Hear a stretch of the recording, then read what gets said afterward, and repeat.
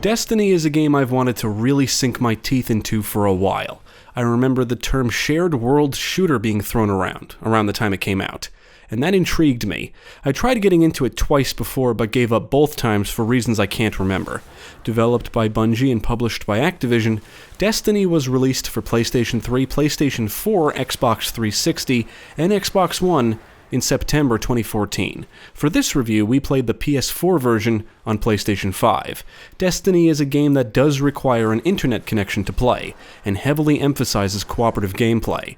It should be noted that the 7th generation consoles did not receive the Rise of Iron DLC, so the only way to experience all of the content is by playing the Xbox One and PlayStation 4 versions. This review will contain some spoilers, so if you're sensitive to spoilers, now is the time to stop watching. You have been warned. Now let's take a look at Destiny and see what it's all about.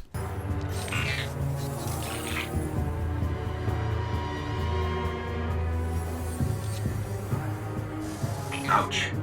Set in the future after the collapse of numerous human colonies spread throughout the solar system, the player is put in the shoes of a Guardian, who is resurrected after being killed in battle and has no memories of their past.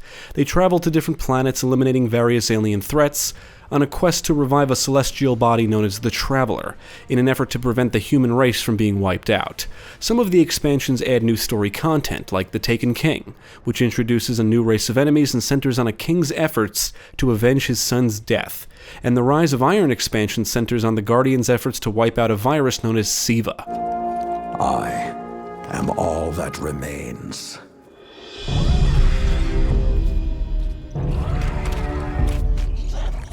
Stand with me, Guardian. It is time to avenge my brothers and sisters. I like the setting, and the plot is okay, but the game did very little to keep me interested and engaged in what's going on. A lot of the information and lore is conveyed through grimoire entries, which are unlocked by various means, but the entries could only be read from Bungie's website, and since the release of Destiny 2, they are no longer available, so you can still unlock them, but not view them. You must have no end of questions, Guardian.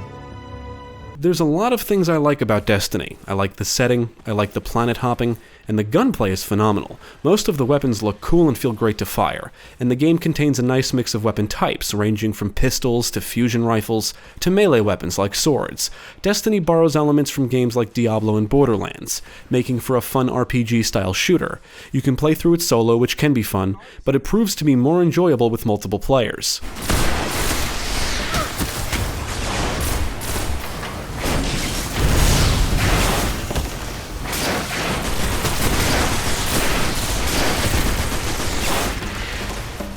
Before you can jump into the gameplay, you must first create your character or Guardian. You choose a species and Guardian class, and can swap between different subclasses. Subclasses do earn experience, and each one comes with abilities and modifiers that can be unlocked. What's really going to define your Guardian is the Guardian class and your equipment. Weapons are not typically class restricted, and the subclasses are different for each Guardian class. Well, if they didn't already know we're coming, they do now. As you progress through the game, you'll find and earn loot, like resources and armor and weapons that can be equipped. Weapons and armor do come in different, let's say, rarities, and nearly all non-basic weapons and armor can earn experience and level up, unlocking perks that can be enabled by spending the appropriate resources. Destiny features two major types of character progression: standard leveling and a light level. As you complete objectives, missions, and kill enemies, you'll earn experience and level up, and the max level is 40. After that, you'll have to focus on your light level, which is determined by your equipment. I would say your light level is the real meat of your character, because we were able to reach level 40 pretty quickly. Unfortunately, after reaching level 40, that's when the game started to feel like a big grind, and the gameplay loop can become boring. If it wasn't for the excellent gunplay, we probably would have given up sometime during the Taken King DLC, which we started after completing the main storyline.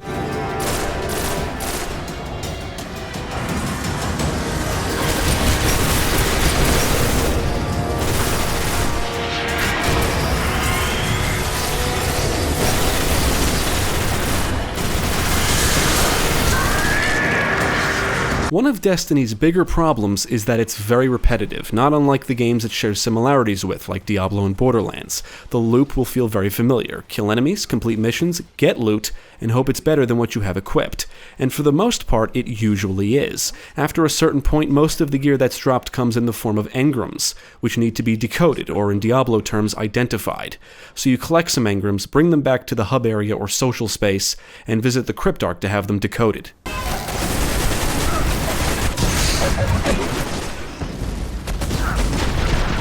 Now, as long as we were progressing through events and missions that were designed around our level and light level, we were finding gear that was always better than what we currently had equipped. Unfortunately, loot isn't found around every corner, so upping your light level can be a slow process, which can also mean you might have to grind to get gear that will increase your light level so you can progress.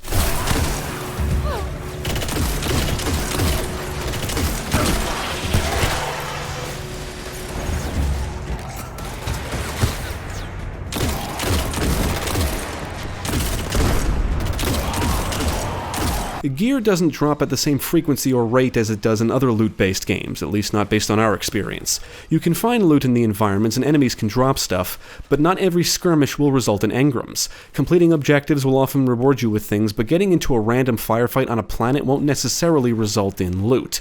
So if your goal is to farm an area for engrams, you might be there a while. Other than engrams, you can find and earn all kinds of different resources that can be used or spent on different things. But engrams are always what you want to be on the lookout for, because that means gear or equipment, or in other words, weapons and armor.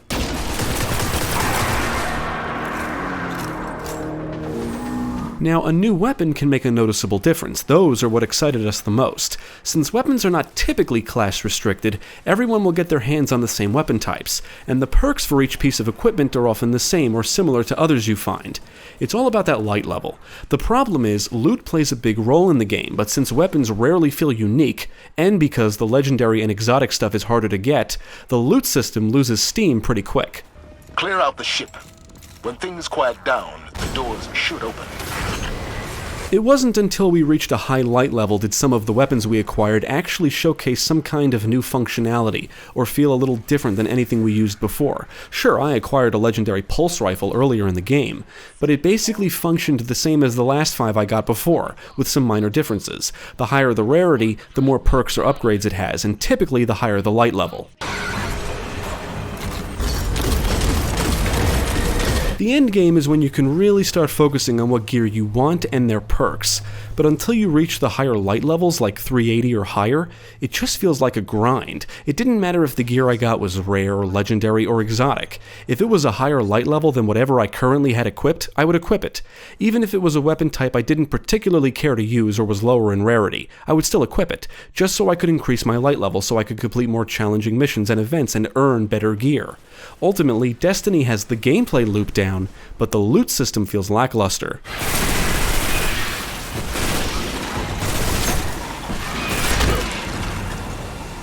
Destiny does offer plenty of content, especially if you have all the DLC. There are multiple social spaces or hub areas, where you can interact with NPCs, accept quests and bounties, and spend resources on things like new ships, vehicles, and equipment, among other things. Destiny is a shared world shooter, which basically means you'll see other players everywhere you go. Players can join together and form a fire team, which is just a group of players, and participate in missions and events together, which is what we did. If you don't have anyone to play with, certain events will match you with others. Now, I primarily played with one other person, but at one point I needed to catch up to his light level, so I played a bit by myself, and did find that, as of this review, there's still plenty of people that play this, so I was able to join other players out there to complete things like strikes and arenas.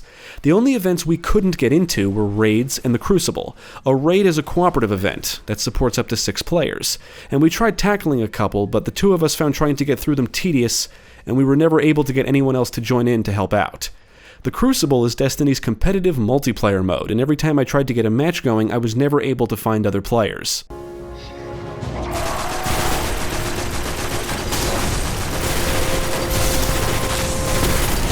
Luckily, there's more to Destiny than raids and the Crucible. There are numerous missions to complete. You can participate in strikes, which are basically repeatable cooperative missions, and test your skills in the arenas, which offer a series of trials with different modifiers.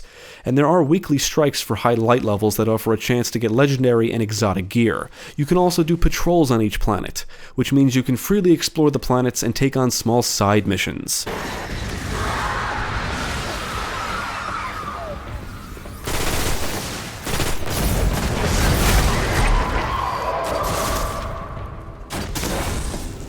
Now, all missions in the game start to feel the same after a while. You visit a planet, shoot a bunch of enemies, defend an area, make your little ghost companion scan something, and you're done. That's usually the gist of it.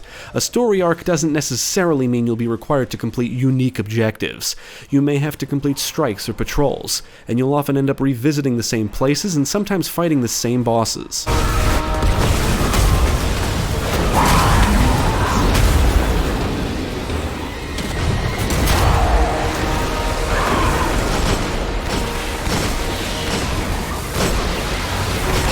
Patrol missions are by far the most boring activities in the game. Now, a patrol works like this. You visit a planet and can explore freely and do whatever you want, or take on one of the side missions the planet has to offer.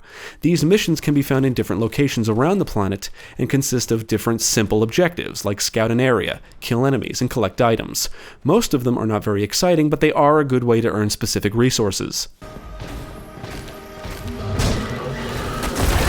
What's really bad is the missions that require you to patrol. For example, there's a series of missions that require you to eliminate high-value targets on multiple planets.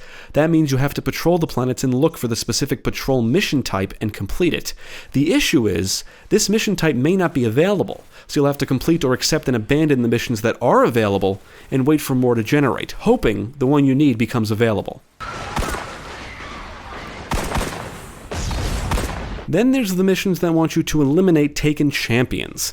This means you have to patrol the planets, wait for the taken to arrive, eliminate enough lieutenants so the champion appears, and then eliminate it before they leave. If they do leave, you have to wait for the taken to come back and repeat the whole process over again, and that can be very annoying. Fuck that shit.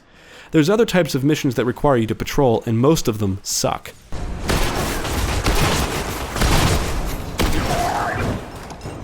Now, supposedly, patrols can be a good way to farm for engrams. We found a couple of guides online that indicate you can farm for engrams by simply killing the enemies that respawn. But we found this method to be way too time-consuming. As mentioned before, enemies don't always drop engrams, so you could end up farming for quite some time.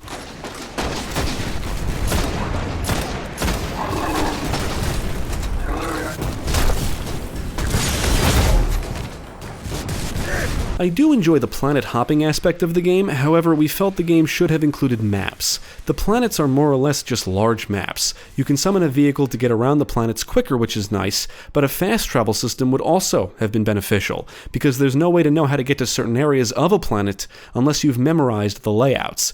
The different areas, buildings, and facilities typically house resources and enemies, which will constantly respawn.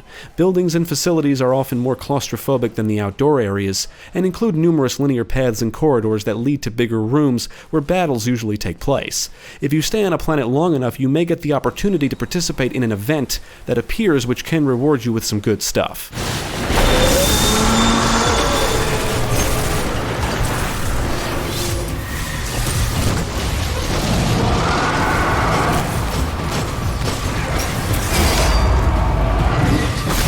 Destiny showcases a nice, sleek sci-fi presentation with plenty of detail. Each planet looks and feels distinct and often displays beautiful backdrops and vistas. The lighting is good, foliage is lush, and the texture work is solid. From the post-apocalyptic look of the Earth to the wet and rainy Venus to the sandy dunes of Mars, the environments are gorgeous and diverse. I personally think most of the weapon designs look cool, and I also liked the alien designs. Each faction has their own thing going on, so they are distinct and well animated. The soundtrack is great, great and includes some excellent orchestral tunes that fit what's happening on screen. Weapons sound powerful, and that coupled with the satisfying visual effects and kills, like enemy heads being blown off or the Vex breaking apart, help make the gunplay feel rewarding. On the technical side, we did not encounter many issues with the performance, but we did experience several connection issues. We would occasionally get stuck in a loading state on different planets, and I don't mean for a few seconds, but minutes. And we would also frequently get disconnected from each other, and it usually happened when traveling from one planet to another.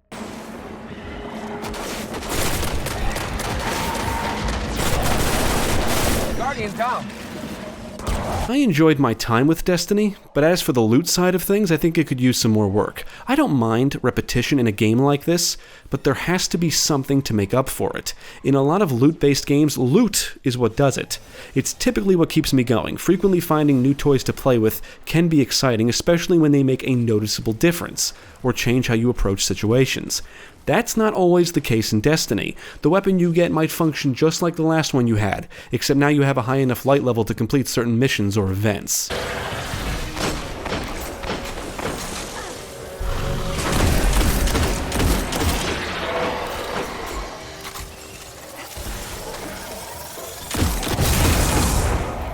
We feel Destiny just doesn't have the same kind of exciting and addictive loot system as others of its kind, and without that, you're left with everything else, and it's simply a repetitive shooter. We admit we were having a great time before reaching level 40, but after that, it just felt like a grind. As a straight-up shooter, despite the repetition, Destiny is good fun, and it is even better if you have people to play with. The gunplay is excellent, and that's really what did it for us. Running around and shooting aliens is satisfying, rewarding, and often a lot of fun, even if it was grindy.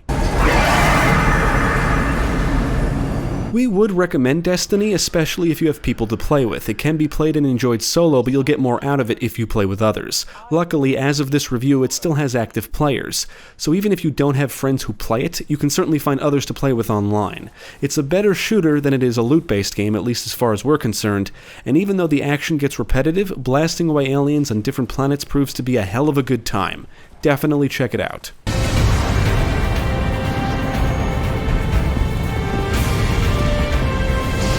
We can come back for them when you're ready. Let's get you home.